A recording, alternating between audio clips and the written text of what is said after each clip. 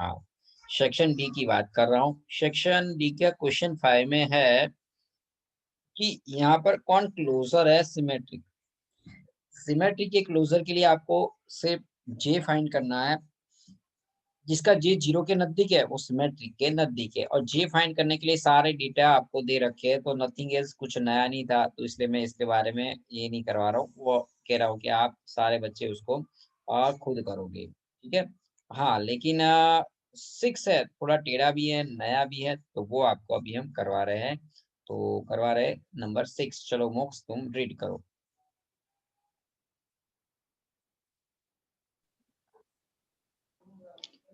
Find coefficient from the following data using an appropriate method and determine the population is more skewed among A and B.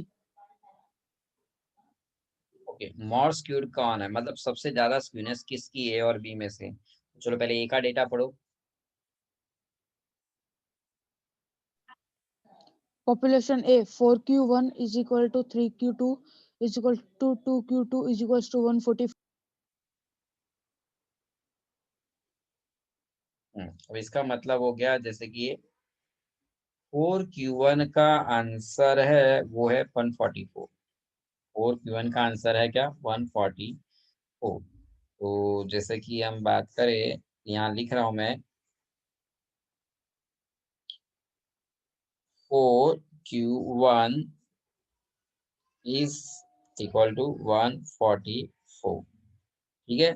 तो Q1 का answer क्या होगा बच्चों, पता है? 144 divide bye 4। बोलो मोक्ष, क्या होगा?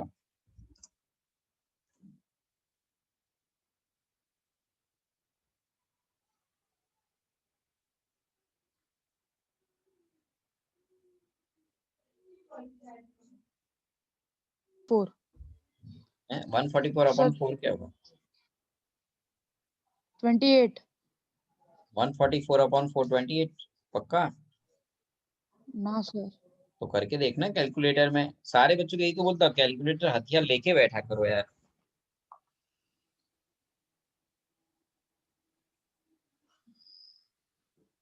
36। 36, ओके। अब लाइक सेम वे मैं कह रहा हूँ, ये जो है ना हमारा ये 3Q2 का आंसर भी क्या होगा, 144, ठीक है। तो मैं यहाँ लिख रहा हूँ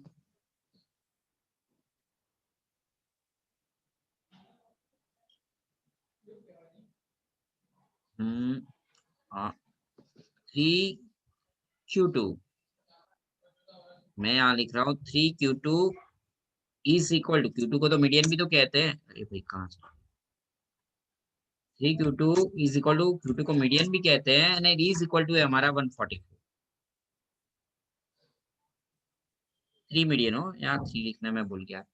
3Q2 का मतलब होता है 3Q2 की जगह मीडियन लिखा, 3Q2 is equal to 3 median is equal to 144। तो नीचे अगर हम आते हैं तो इसका मतलब हो गया 3M is equal to 144, therefore median M is equal to 144 divide by 3। बोलो मीडियन का आंसर क्या आएगा?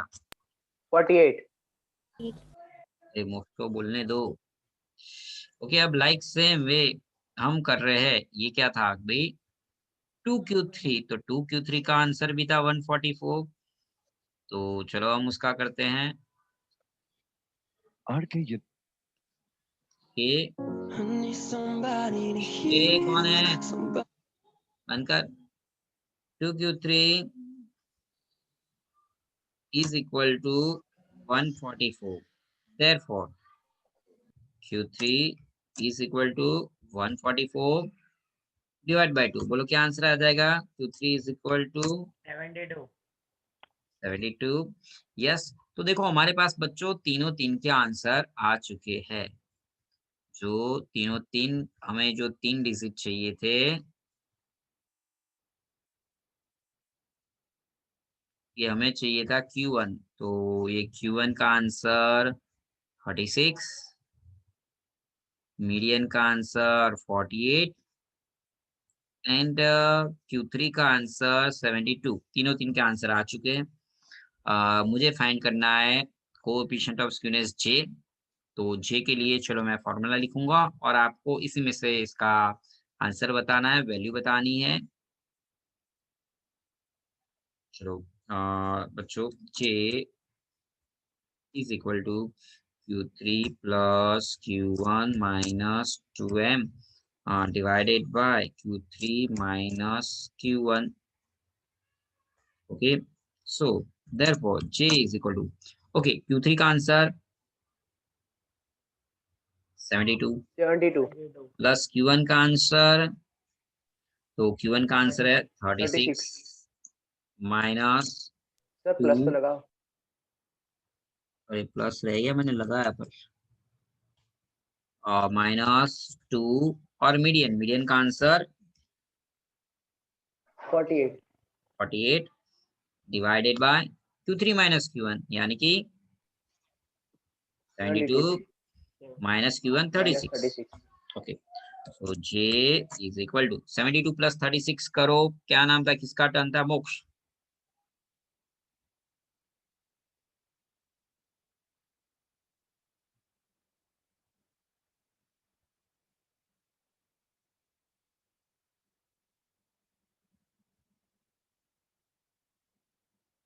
सर 36 आएगा।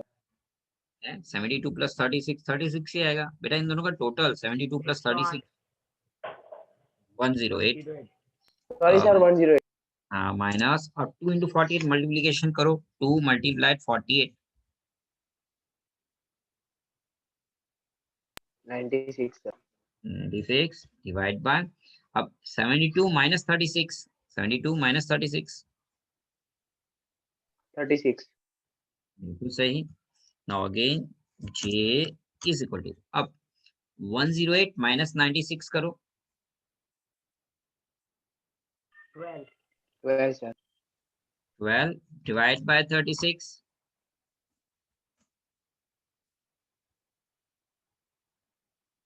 0.3333। बिल्कुल सही। ओके, तो ये जे का आंसर आ गया। ये किसका आ गया, पॉपुलेशन ए के लिए। अब पॉपुलेशन बी के लिए मुझे ढूंढना है, तो चलो मैं यहाँ नीचे, अरे इसकी यही प्रॉब्लम है, नीचे जाऊंगा देख सक जाएगा। नो प्रॉब्लम नो प्रॉब्लम, हम नीचे कर देते इसको।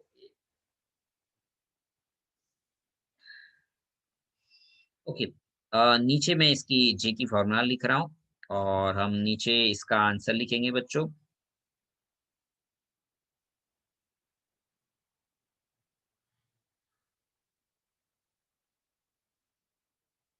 ओके, वापस जे की formula, J is equal to Q3 plus Q1 minus 2M divided by Q3 minus Q1. Okay, so therefore J is equal to, अब पॉपुलेशन बी में Q3 कितना था,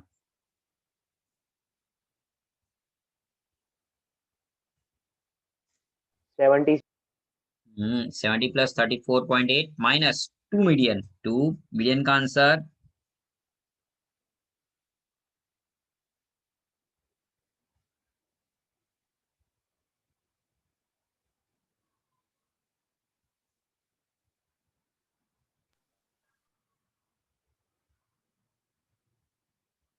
ओके। इस तरह से बच्चों देखो ध्यान से कि मीडियन की जगह पे Q2 is equal to median होता है, इसलिए मैंने Q2 की जगह Q2 का आंसर 45.5 वही मीडियन का आंसर ले लिया और रूल्स के हिसाब से फॉर्मूला में वैल्यू पुट डाउन कर दी।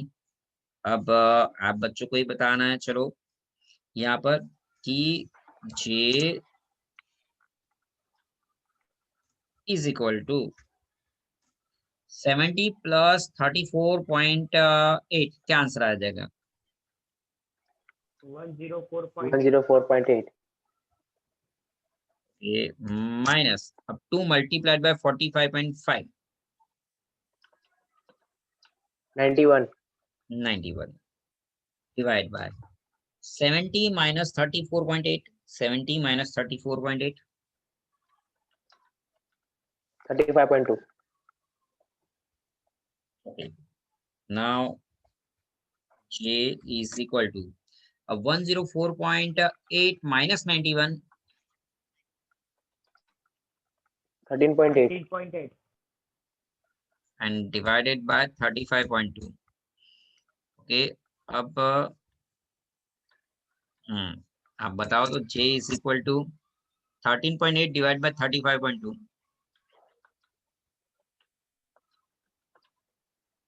0.3920. 39 सॉरी 0.40 आ 39 जाएगा सर. नहीं 3920 यही है, देखो.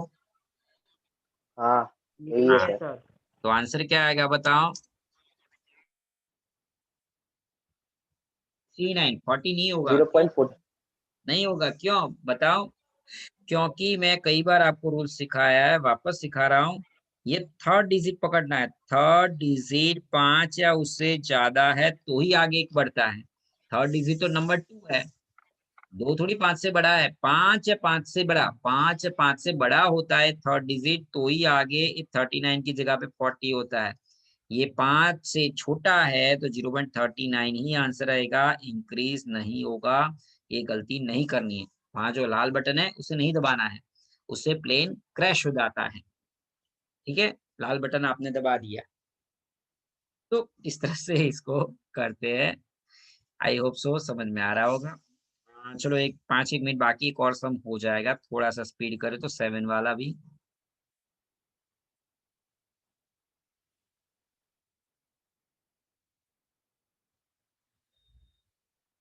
इसलिए पहले इसे थोड़ा खिचड़ा खिचड़म हटा दे ताकि आपको अच्छे से समझ में आए हमें जो करना है वो. हाँ, ये 7 वाला सम, ये भी बहुत ही इंटरेस्टिंग मजेदार सम है. ओके, श्रेय पटेल तुम पढ़ो. आज श्रेय पटेल एक वर्ड भी नहीं बोला है. चल श्रेय पटेल तू पढ़ ले बेटा. Yes, sir. Third quartile is at a distance of 12.8 from the median in the frequency distribution, and its first quartile is at the distance of 11.12 from the median. Finds weakness and its coefficient.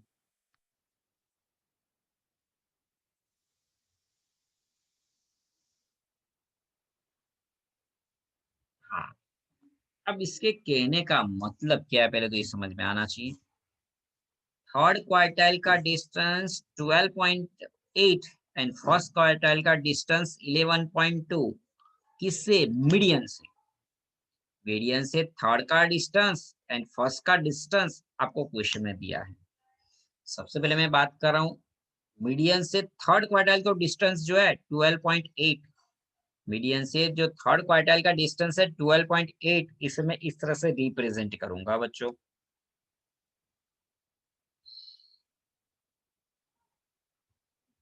Q3 minus Q1 is equal to 12.8. और median से first quartile का जो distance है उसे मैं इस तरह से प्रेजेंट करूंगा.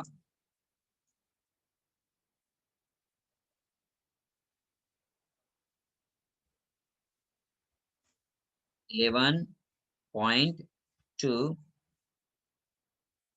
यहाँ पर मीडियन है, मीडियन बोला लिखा है. देखो, मीडियन से थर्ड क्वार्टाइल का जो डिस्टेंस है, मीडियन से थर्ड क्वार्टाइल का जो डिस्टेंस है वो है 12.8. और मीडियन से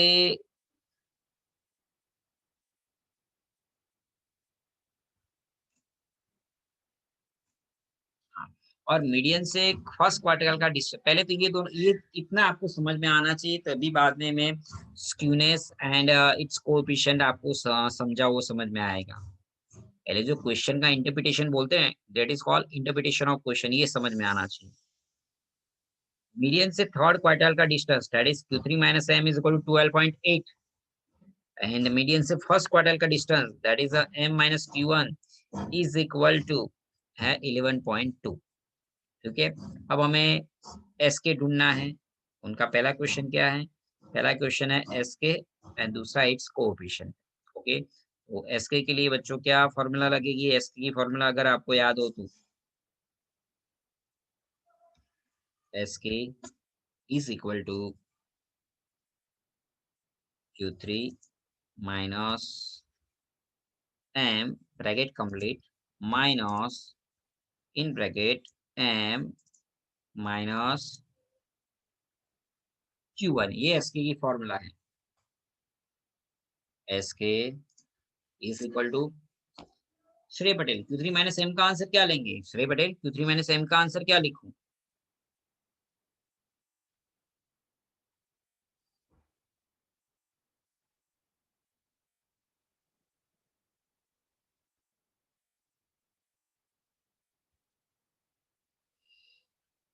बाजू में लिखा बेटा, देखो Q3 माइनस m का आंसर नहीं दिख रहा है आपको?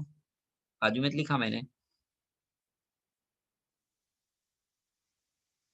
सर 12.8। अरे पर उसको बोलने दो ना, उसको दिखाई देना चाहिए कि बाजू में तो लिखा है 12.8। सर बट वो ज्यादा लेट हो जाएगा, उससे अच्छा मैं ही बता दूं। नहीं, उसको बताएं दो। और m माइनस Q1 का आंसर श्री पटेल वो भी बाजू में लिखा है।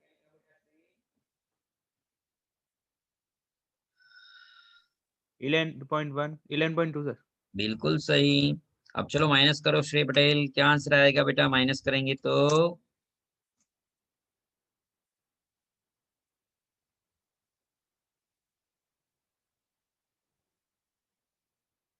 1.6। बिल्कुल सही बेटा 1.6।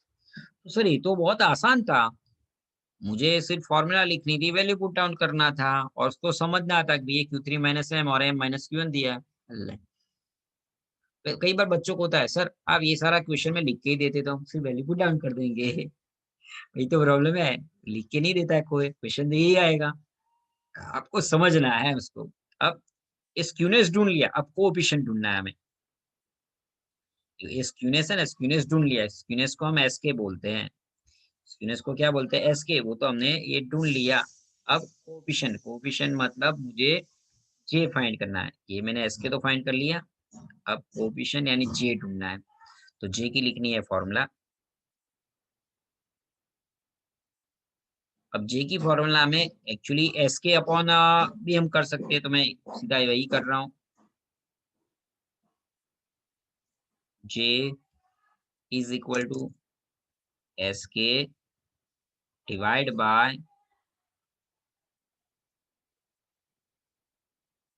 Q3 minus m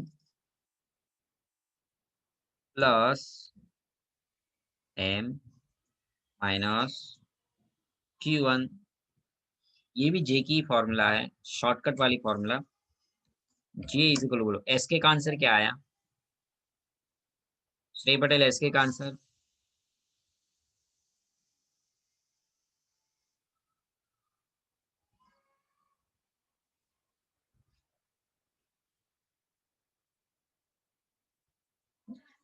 1.6 divide bye Q3 minus m का आंसर क्या है?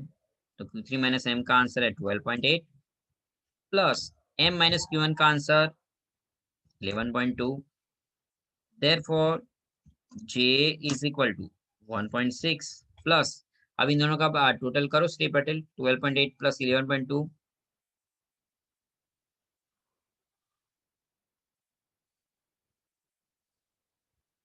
24। बिल्कुल सही। चलो डिवाइड कर दो तो क्या आंसर आ जाएगा?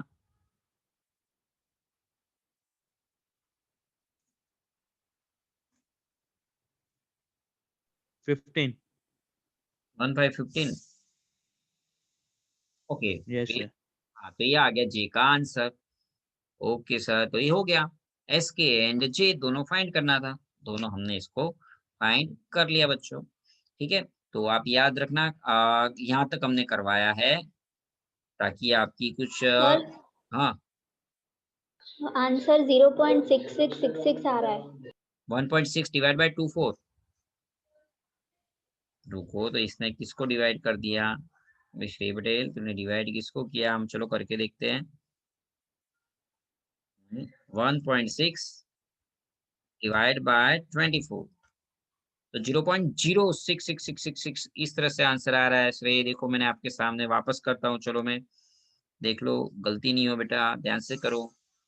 1.6 divide by 24 is equal to, तो ये आंसर आ रहा है अब इसमें भी आपको समझाओ, ध्यान से देखो। देखो ये थर्ड डिजिट क्या है? 6, 5 से बड़ा, तो 5 से बड़ा है तो यहाँ आगे एक इंक्रीज हो जाएगा। 0.06 है तो 0.6 में ऐड करो तो 0.07 होगा आंसर। क्या होगा? 0.07। अरे